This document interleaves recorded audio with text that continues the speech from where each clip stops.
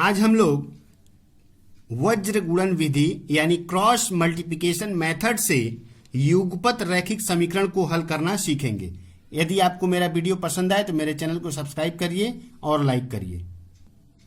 तो सबसे पहले हम लोग वज्र गुणन विधि कैसे करते हैं उसके स्टैंडर्ड इक्वेशन को देख करके सीखेंगे।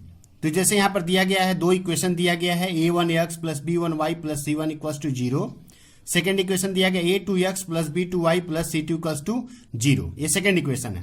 तो जब भी हम लोग क्रॉस मल्टीप्लिकेशन मेथड यानी वज्र गुणन विधि से युगपत समीकरण को हल करते हैं तो इक्वेशन को इस फॉर्म में ले जाना पड़ता है। इक्वेशन किसी भी फॉर्म में दिया जाएगा तो सबसे पहला काम क्या होगा, हमको इक्वेशन को इस रूप में ले जाना पड़ेगा। दोनों ही इक्वेशन को इस रूप में ले जाना पड़ेगा। हम लोग देख पा रहे हैं यहाँ पर x का गुणांक क्या है, a1 है, y का गुणांक क्या है, प्लस b1 है, और ये तो कांस्टेंट टर्म है c1।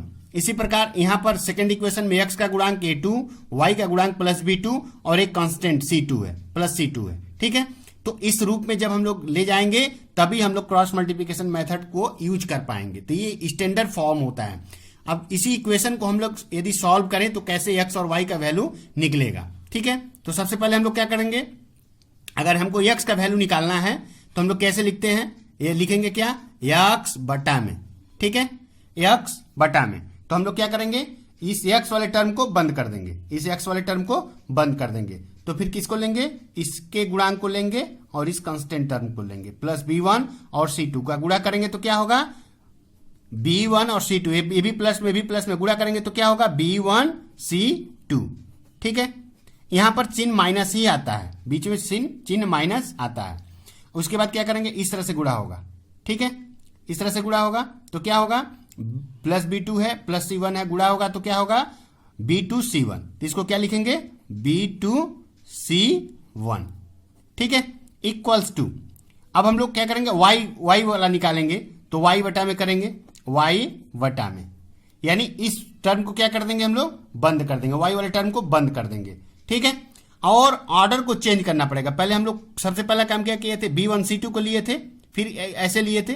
जब हम लोग इसको लेंगे तो हम लोग फिर क्या करेंगे, ऑर्डर ऐसे हो जाएगा, a2 c1। ठीक है, a2 c1, A B plus में है तो गुणा होगा तो क्या हो जाएगा, a2 c1। ठीक है, फिर माइनस देंगे, यहां माइनस हो जाएगा, a1 c2, इसमें और इसमें गुणा करेंगे, ए बी प्लस में है तो प्लस ही होगा, तो a1 c2, बट यहाँ साइन तो बीच में क्या है, माइनस है, तो प्लस और माइनस तो माइनस ही रहेगा, यहां पर भी जैसे माइनस ही था, तो ये हो जाएगा क्या, a1 c2। ठीक है, इक्वल्स टू, अब एक कांस्टेंट टर्म को जब लेते हैं तो ऊपर में क्या लेते हैं हम लोग, 1 लेते हैं। ऊपर में क्या लेंगे, 1 लेंगे। तो 1 लेने का मतलब अब हम लोग जिसको लेते हैं उसको बंद कर देना, अब इसको हमको क्या कर देंगे, बंद कर देंगे। ठीक है, और आर्डर हमारा ऐसे था, अब फिर हम लोग क्या करेंगे, आर्डर को ऐसे करेंगे, यानी a1 b2, A B plus में, तो हो जाएगा क्या, a1 b2 minus a2 b1, A B plus में a2 b1। ठीक है, जब ऐसा रूप आ जाएगा तो फिर हम लोग क्या करते हैं, इसको और इसको एक साथ में लेंगे, क्रॉस मल्टीप्लिकेशन करेंगे तो x का वैल्यू निकल जाएगा। फिर इसको y वाले टर्म को और कांस्टेंट वाले टर्म को लेंगे और क्रॉस मल्टीप्लिकेशन हम लोग करेंगे तो क्या निकल जाएगा, y का वैल्यू निकलता है। तो इस पैटर्न को याद रखने के लिए हम लोग एक ट्रिक का यूज कर सकते हैं। क्या यूज कर सकते हैं, जैसे हमको x इक्वल टू निकालना, हम यहां पर लिख करके दिखा रहा हूं, x बटा में। ठीक है, जब हमने x को लिया तो हमको इस तरह का b1 b2 c1 c2 दो टर्म यूज करना पड़ा हमको। ठीक है, यहां पर y का कोफिशिएंट दोनों का और एक कांस्टेंट टर्म, तो यानी हम लोग क्या लिए थे, b1, ये हो गया b2, और फिर क्या लिए थे, c1 c2। ठीक है, c1 c2। ठीक है, इसका गुणा इसमें हुआ था, ये इसका गुणा इसमें हुआ था, तो ये हमारा क्या था, फर्स्ट स्टेप था। ये हमारा क्या था, ये हमारा फर्स्ट स्टेप था, यानी पहले हम लोग गुणा इसमें करेंगे, फिर माइनस इसका गुणा इसमें होगा, तो ये हमारा क्या था, ये सेकेंड स्टेप था, यानी first step minus second step, यानी ये फर्स्ट स्टेप हो गया माइनस सेकेंड स्टेप। ठीक है, इसी प्रकार हम लोग क्या करते हैं, y के इक्वल्स जब निकालते हैं तो इसके पैटर्न को याद रखने के लिए क्या करेंगे, हम लोग y को जब लिखेंगे तो y वाला टर्म बाद हो जाता है, a1 a2 c1 c2। ठीक है, लिखते हैं हम लोग a1 A2 C1 C2। ठीक है, यहां पर ऑर्डर चेंज हुआ था, पहले हम लोग इस तरह से लिए थे एक नंबर में, लेकिन यहां पर क्या लेंगे हम लोग, पहले इस तरह से इसको लेंगे एक नंबर में। ये हमारा फर्स्ट हो जाएगा, फर्स्ट स्टेप, और ये हमारा जो होगा ये क्या होगा, सेकेंड स्टेप हुआ। ये हमारा क्या हो गया, सेकेंड स्टेप हुआ। ठीक है, इसी प्रकार जब हम लोग कंस्टेंट वाले को लेंगे, यानी जो बटा में 1 लिया गया है, इसका ऑपरेशन कैसे हुआ, हम यहां पर लिखते हैं 1 बटा में, ये वाला टर्म बाद हो गया A1 A2 B1 B2। हमने लिखा A1 A2 और इधर क्या लिखे B1 B2। अब इसको क्या करेंगे, अब जैसे इसका ऑर्डर हुआ था एक स्टेप, पहला स्टेप ए हुआ, सेकंड स्टेप, फिर यहां पर हम लोग ऑर्डर चेंज कर दिए, पहला स्टेप ए हो गया, सेकंड स्टेप ए हो गया, फिर यहां पर ऑर्डर चेंज हो जाएगा, ये हमारा क्या हो जाएगा, पहला स्टेप हो जाएगा, ये हमारा क्या होगा, फर्स्ट स्टेप होगा। और जब B1 और A2 का गुणा होगा तो ये हमारा सेकेंड स्टेप होगा। तो इस तरह से हम लोग इस ट्रिक्स के माध्यम से इसको याद करके रख सकते हैं। अब हम लोग इस क्वेश्चन को सॉल्व करेंगे। हम लोग देख पा रहे हैं 8x + 5y = 11 दिया गया, इक्वेशन नंबर 1, और 3x - 4y = 10 दिया गया, इक्वेशन नंबर 2 है। तो ऊपर में हम लोग जो सीखे हैं स्टैंडर्ड इक्वेशन को लेकर के सॉल्व करना, उस फार्मूला को हम लोग इसके यहाँ यूज करेंगे और उसको सॉल्व करेंगे। तो जैसे सबसे पहले हम लोग क्या देख पा रहे हैं, यह इक्वेशन क्या इस रूप में है, नहीं है, 11 इधर दिया हुआ, तो हमको इसको क्या करना पड़ेगा, इधर लाना पड़ेगा। तो इसको एक लाइन हम लोग बढ़ाते हैं तो ये हो जाएगा 8x + 5y - 11 = 0। इसको हम लोग नाम दे देंगे थर्ड। ठीक है, इक्वेशन का फॉर्म चेंज हो गया। और इसी प्रकार सेकंड इक्वेशन जो है ये क्या हो जाएगा, 3x - 4y, 10 को इधर लाएंगे तो क्या हो जाएगा, -10 = 0। ये इक्वेशन नंबर क्या हो जाएगा, 4 हो जाएगा। अब हम लोग क्या करेंगे, फर्स्ट और सेकंड को लेकर के सॉल्व नहीं करेंगे, थर्ड और फोर्थ को लेकर के सॉल्व करेंगे। थर्ड यहां पर हम लोग लिखे हैं, फोर्थ को यहां पर लेकर के आते हैं हम लोग, तो हो जाएगा क्या, 3x - 4y - 10 = 0। ये हमारा हो गया फोर्थ इक्वेशन। अब हम लोग 3 और 4 को लेकर के हम लोग क्या करेंगे, सॉल्व करेंगे। तो यहां पर x बटा लेंगे, x बटा में, तो जब हम लोग x बटा लेते हैं तो क्या करते हैं, x वाला टर्म बंद हो जाता है। ठीक है, ठीक है, और +5 - 10, यानी ये B1 और C2 का गुणा होता है। ठीक है, तो +5 और -10 में गुणा करेंगे तो कितना होगा, +5 - 10 में गुणा करेंगे तो कितना होगा, -50 होगा। ठीक है, उसके बाद यहाँ क्या साइन होता है, यहाँ साइन तो माइनस ही होता है।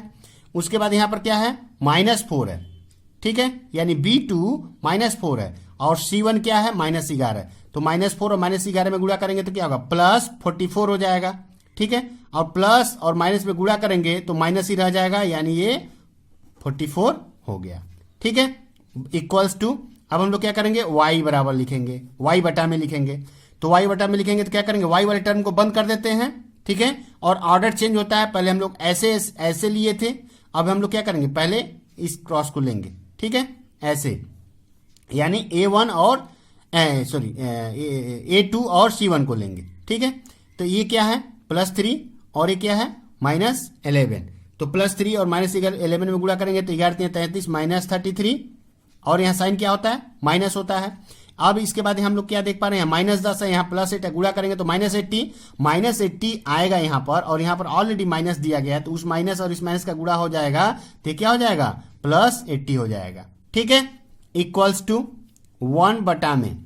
ठीक है, 1 बटा में, अब यानी कांस्टेंट वाले टर्म को ले रहे हैं तो इसको बंद कर देना पड़ेगा, और ऑर्डर फिर चेंज हो जाएगा। हम लोग पहले ऐसे लिए थे, फिर ऐसे लिए थे, अब हम लोग क्या करेंगे, जब इसमें आएंगे तो ऑर्डर फिर चेंज होगा, पहले इस +8 को लेंगे और फिर -4 को लेंगे, तो गुणा करेंगे तो कितना होगा, 8 चौके 32 -32।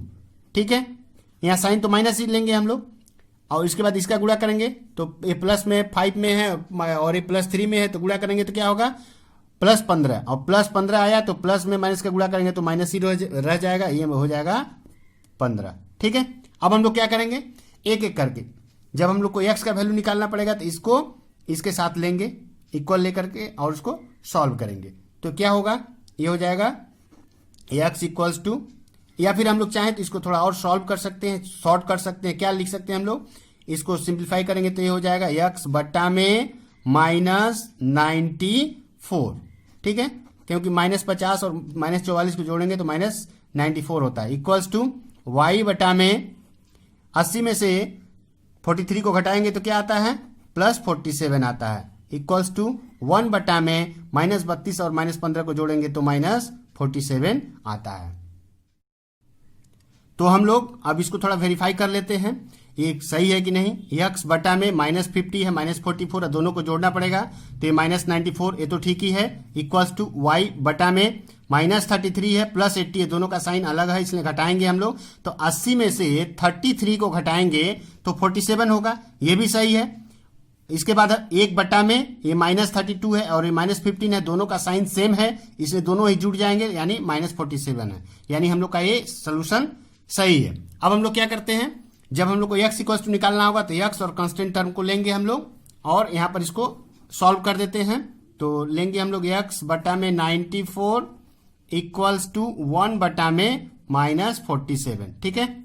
और -94 का इधर क्या है, भाग हो रहा है, x के साथ भाग हो रहा है, और इधर ले जाएंगे तो गुणा होगा, गुणा करने के लिए क्या लिखेंगे, ऊपर लिखेंगे, ठीक है। तो ये x इक्वल टू क्या हो जाएगा, -94 बटा में -47, ये माइनस से माइनस कट जाएगा और 47 से 2 बार में 94 कट जाता है, यानी x का वैल्यू क्या निकला, 2 निकला, ठीक है।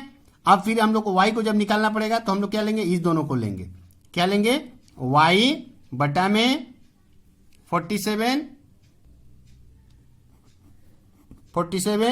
इक्वल्स टू 1 बटा में -47। तो यहां भी हम लोग वो काम करेंगे, 47 का इधर क्या हो रहा है, y के साथ भाग हो रहा है, इधर जाएगा तो क्या होगा, गुणा होगा, गुणा करने के लिए ऊपर लिखेंगे, तो ये हो जाएगा y इक्वल्स टू 47 ऊपर गया बटा में -47, इस 47 से 47 कटा 1 हुआ, यानी फाइनली y का वैल्यू क्या निकला, -1, और x का वैल्यू क्या निकला, 2। हम लोग तो इसका आंसर क्या लिखेंगे, x इक्वल्स टू 2 और y इक्वल्स टू -1। तो इस प्रकार हम लोग वज्र गुणन विधि यानी क्रॉस मल्टीप्लिकेशन मेथड से युगपत रैखिक समीकरण का समाधान बहुत ही आसानी से कर सकते हैं।